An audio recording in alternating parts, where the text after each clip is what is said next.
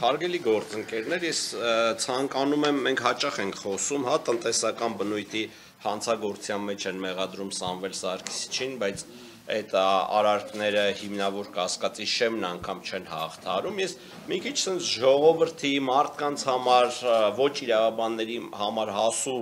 եղանակով փորձեմ պարզաբանել, թե այդ արարքը նախ իրանից ինչ դրսևորում ունի եւ դրան ինչ քրեիրավական գնահատական են տալիս ու որ մեր ժողովուրդն էլ պատկերացում ունենա, հա մենք ասում ենք ապօրինի, բայց ես ցանկանում եմ որ յուրաքանչյուր անձ ինքը իր մեջ վերելուծի եւ ինքը գա նաեւ այն համոզման, որ իրոք կատարվող գործողությունը ապօրինի է եւ քաղաքական հետապնդման կոպիտ դրսևորման ձև ունի իր մեջ։ Նայեք, այդ տնտեսական հանցագործությունը ասվածը, հա, փողերի լվացումը ասվածը իր մեջ ունի հետեւյալ դրսևորումը, հա, տվյալ այս դեպքում։ Իբրև ես կփորձեմ հնարավորինս նախաքննական գաղտնիքին շրջանցմամբ այդ ինֆորմացիան շատ կարևորում եմ մեր հանրությանը փոխանցեմ։ Ուրեմն ստացվում է հետ ՓԲ ընկերության մի քանի պաշտոնյա անձինք, հա, ղեկավար պաշտոն զբաղեցնող անձինք հիմնադրում են X ընկերություն եւ X ընկերությամբ իրականացնում են որոշակի գործողություններ։ Թողենք դա հանցավոր է, հանցավոր չէ, օրինակ մենք ունենք արդեն կայացված դատական ակտեր, հենց Սարգիս Պետրոսյանը ես տեղյակ եմ որպես դատավոր, հենց այդ անձանց գործընկերներից մեկի մասով հաստատված է համարել, որ փողերի լվացման հանցակազմ գոյություն չունի։ Հիմա ինչ է ասում վարույթ իրականացնող մարմինը։ Այդ ընկերության հետ Սամվել Կարապետյանը որևէ կապ եւ առնչություն չունի, հա, խոսքը վերաբերում է կայծաղբյուր ընկերությանը, որևիցե ձևով կապ եւ առնչություն չունի, բայց քննչական մարմինը ունի հետեւյալ դատողությունը, հա, ու շատ մեր համար զավեշտալի է, որ այդ абսուրդի ժանրից բխող դատողությունը կիսում է նաեւ Վճռաբեկ Աթյանը։ Ասում է, այ գիտեք, քանի որ հեծի աշխատողներն են ստեղծել այդ ընկերությունը, իսկ դուք հանդիսանում եք հետ ՓԲ ընկերության հիմնադիր, ուրեմն նրանց կողմից կատարած փողերի լվացման, հա, իրանց ձևակերպման փողերի լվացման, դա փողերի լվացման ոչ մի դրսևորում գոյություն չունի, վստահ եմ այդ գործը հետո կքննվի ու մարդիկ ավելի մանրամասը կտեղեկացվեն, ասում է, այ նրանք որ արել են այդ գործողությունը, ուրեմն դու էլ քանի որ հեծի հիմնադիրն ես, ուրեմն արել են քո կազմակերպմամբ։ Ասում ենք, այ եղբայր ջան, հələ մի հատ փաստաթուղթ ցույց տու, մի հատ ապացույց ցույց տու, մի հատ վկայի ցույց տու, որ օրինակ այս մարդը որևէ ձևով առնչություն է ունեցել այդ ընկերության հետ, տնօրեններին կամ ղեկավարներին ասելա սենց վարվեք, նենց վարվեք, 0 պատասխան, 0 արձագանք, միակ փաստը այն է, որ ինքը հանդիսանում է հեծ ՓԲ-ի հիմնադիրը, իսկ եթե հեծ ՓԲ-ի աշխատակիցները հիմնադրել են ընկերություն ու կատարել են ենթադրյալ հանցագործություն, ես ենթադրյալը շատ եմ կարևորում, քանի որ դրան էլ ենք ծանոթ, այդտեղ էլ հանցագործություն չկա։ Կատարել են ենթադրյալ հանցագործություն, ուրեմն այդ ընկերության հիմնադիրը կազմակերպել է այդ արարքը, որպեսզի ժողովրդի համար պատկերավոր դառնա, նաև մեր քննիչների, թե իրանք ինչ ապօրինության շղթայի մեջ են մտել, ստացվում է, եթե քննչական կոմիտեի քննիչներից մեկը կաշառք է վերցնում, ուրեմն մենք ողջամտորեն կարող ենք ենթադրել, որ այդ կաշառք վերցնելու գործընթացը կազմակերպել է քննչական կոմիտեի նախագահը։ Բայց կարանք մի քիչ մեր մտավարժանքը էլ ավելի զարգացնենք, չէ, ունենք նաև երկրի բարձրագույն ղեկավարություն, չէ, մի քայլ էլ վերև բարձրանանք, բայց չէ, որ այդ համակարգի մաս է կազմում։ Ուրեմն քննչական կոմիտեի նախագահի հետ նաև երկրի բարձրագույն ղեկավարությունն է կազմակերպել այդ կաշառք վերցնելու գործընթացը։ Այս տիպի абսուրդի ժանրից ենք մենք խոսում ու դրան Առաքելյանի դատարանը տվել է իրավական դիրքորոշում, մասնարարպես մեջբերել է այդ ձևակերպումը եւ ասել է, որ այն զուրկ է ողջամիտ իրավական բանականության սահմաններից, հա։ Նայեք, Առաքելյանի դատարանը նման ձևակերպում է տվել, որ մենք բացառիկ դեպքերում այդ որ ողջամիտ իրավական դատողության սահմաններից դուրս է դատական ակտերում շատ հազվադեպ ենք մենք նման ձևակերպումների ականատես դառնում, բայց դատարանը նման ձևակերպում է տվել։ Այդ նույն դիրքորոշումը կիսել է նաև հակակոռուպցիոն վերաքննիչ դատարանի դատավոր Ժենյա Մելիքսեթյանը։ նույն ձևակերպումը կիսել է։ Բայց սրա վերաբերյալ բողոք է տարվել Վճռաբեկ դատարան, գործընկերս նշեց, արդեն Վճռաբեկ դատարանը դա վարույթ է ընդունել։ Բայց դրա նախորդել է կամ դեպքում հաջորդել է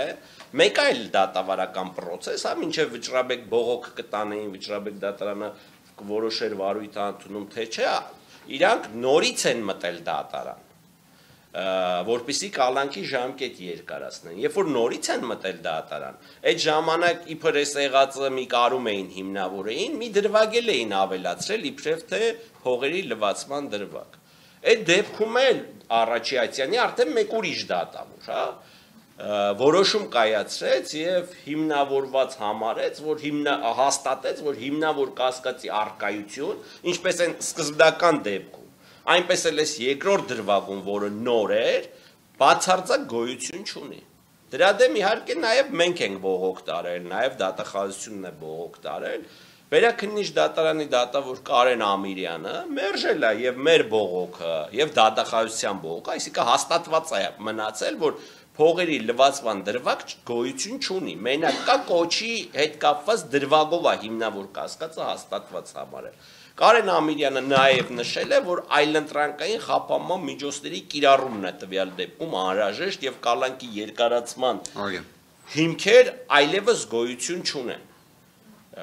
Բայց մենք օրերի ընթացքում, հա, կարելի ասել ժամերի ընթացքում, որ քննիչես նոր միջնորդությունը պետք է մուտք անի դատարան, քննչական մարմինը գերարագությամբ Վճռաբեկ դատարանից ձեռք է բերում այս որոշումը, որպեսզի իրանք կարողանան նոր հիմք ստեղծեն ու մտնեն Առաջիացյանի դատարան, որ ամեն գնով Սամվել Կարապետյանին փորձեն ապօրինի պահեն կալանքի տակ։ Ես իհարկե ծանոթացել եմ Վճռաբեկ դատարանի այդ արտահայտած դիրքորոշումներին, եթե կարելի է դա այդպես ասել, ուրեմն այս որոշումը ըստ էության բաղկացած է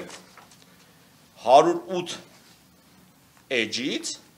108 էջից մոտ 99%-ը բացարձակապես copy-paste-եր են, հա, բողոքներ, գործի դատավարական նախապատմություն այս կոմենտում, մենակ 3-4 էջը, որ կարելի ասել Վճռաբեկ դատարանի իրավական դիրքորոշումներ են, իսկ այդ իրավական դիրքորոշումներն ըստ էության հանգում են հետևյալին, որ չէ նման դեպքերում, քանի որ այդ արարքը ունի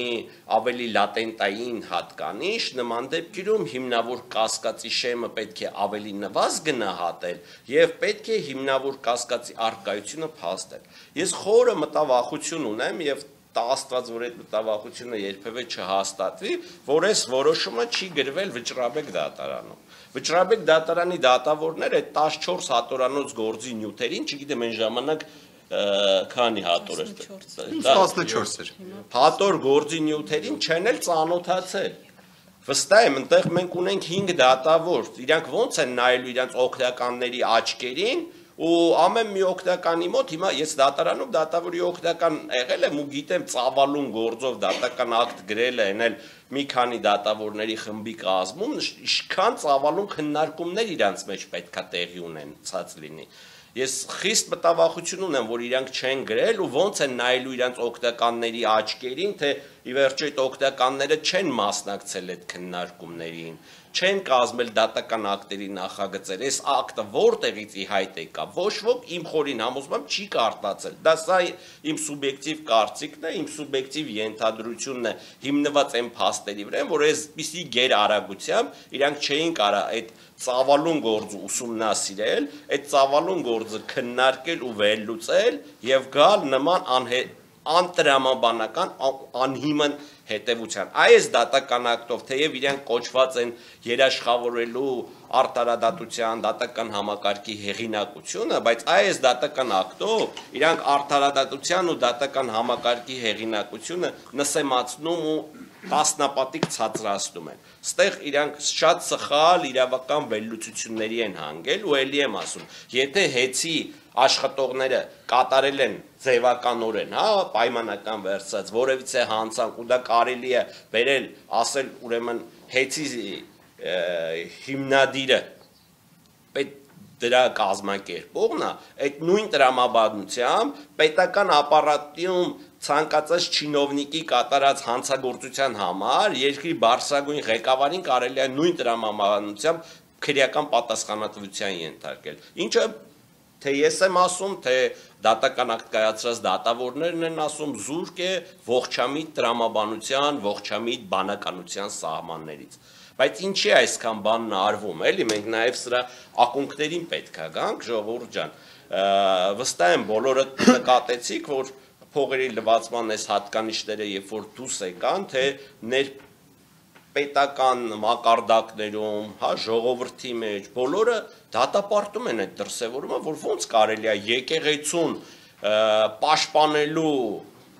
խոսք ասվի եւ դա համարվի հանցագործություն։ Դրա վերաբերյալ նաև միջազգային հանրությունից ենք բազմաթիվ բացասական արձագանքներ լսում, այսպես ասած, մեր իրավակիրառ մարմինը, ով այդ հոդվածը դրել է, խայտառակվում է դրա ձեռքը ու չի կարողանում որևէ ձև հիմնավորել, որ լավ, դա իր մեջ պարունակում է հանցագործության հատկանիշներ, այդ կոչի դրվագը։ Ավելին ասեմ, այդ կոչի դրվագով մենք ունենք փորձագիտական եզրակացություններ, ունենք պրոֆեսորների, մասնագիտական կարծիքներ, հա, լեզվաբանների, հոգեբանների, որ դա իր մեջ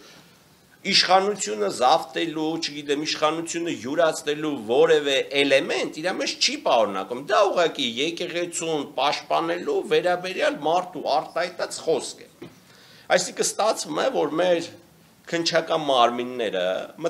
նաև դատախազական մարմինները մտավախություն ունենալով, որ այդ դրվագով բնականաբար այս գործը չի կարող ապրել եւ չի կարող հեռանկար ունենալ, իսկ թե ներպետական մակարդակում, նաև միջազգային մակարդակում իրանք խայտառակվում են, որ նման ապօրինի հոդվածով են մարդուն մեղադրում, դրա համար այսպեսի շինց ու մեղադրանքներ են փորձել առաջադրել, իբրև թե փողերի լվացում, որ կարողանան իրանց այն նախկին խայտառակությունը ինչ-որ ձևով քողարկել եւ մարդկանց սուտ ինֆորմացիա հրամցնել, թե Սամվել Կարապետյանը բացի կոչից նաև ախր փողերի լվացում է իրականացրել։ Ամփոփելով խոսքս կցանկանամ մի բան ասեմ։ Մեր երկրում վերջի ժամանակներս հաճախ ենք մենք լսում, որ ուղիղ եթերում հրավիրում ենք հրապարակային բանավեճի, հիմա նույնը ես եմ ասում։ Ուղիղ եթերում հրավիրում եմ հրապարակային բանավեճի Վճռաբեկ դատարանի այս դատական ակտը կայացրած բոլոր դատավորներին։ Թող գան եւ փորձեն հիմնավորել, որ կատարել են օրենքից, սահմանադրությունից եւ հենց այդ գործի հանգամանքներից բխող անաչառ եւ օբյեկտիվ դատական ակտ։ Հրավիրում եմ հրապարակային բանավեճի Սամվել Սարգսիչին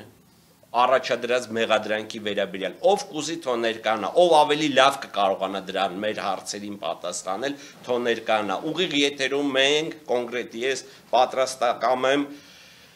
ցանկացած հարցադրման պատասխանել եւ նրանց տալ հարցադրումներ ու վստահ եմ մեր բնակչությունը, մեր ժողովուրդը, թե քաղաքական, թե մեր երկրից դուրս ապրող մեր հայրենակիցները կտեսնեն, թե ինչ ակնհայտ ապօրինի մեղադրանք է առաջադրվել Սամվել Կարապետյանին։ Կուզի թող հսկող դատախազը գա այդ բանավեճին, կուզի թող քննիչը գա, կամ իրանց ղեկավարները կան, ընդհուպ մինչև, չգիտեմ, ամենաբարձր մակարդակով, ով լավ, ամենից լավն է տիրապետում այս գործին, կլինի մի հոգի, կլինի 10 հոգի, հրավիրում եմ հրապարակային բանավեճի։ Թող գան ուղիղ եթերում բանավիճենք ու կտեսնեք, որ ստեղ բացի ապօրինությունից ուրիշ ոչինչ գոյություն չունի։